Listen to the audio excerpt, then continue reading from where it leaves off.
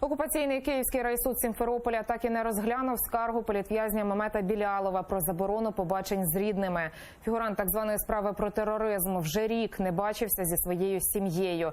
Оскаржити такі дії адміністрації Сімферопольського СІЗО спробував адвокат Мемета Білялова Едем Семедляєв, але окупаційний суд переніс засідання на 1 лютого через нібито відсутність усіх необхідних документів. Следствие не предоставило полный пакет документов, а именно отказы, надлежащие оформленные отказы на обращение следователю. Было 4 обращения за весь период пребывания Белялова Мемета Ришатовича в следственном изоляторе. И на все эти 4 обращения были отказы. Перенесли сегодняшнее заседание на пятницу, на 1 февраля, на 14:00.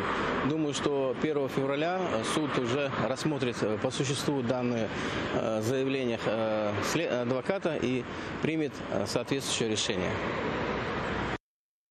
Мешканця Бахчисарая Мемета Білялова окупаційні силовики затримали в жовтні 2017-го. Тоді його та ще 5 кримських татар звинуватили у спробах повалення існуючого в Росії режиму та причетності до організації Хізбут Тахрір, яку Кремль заборонив.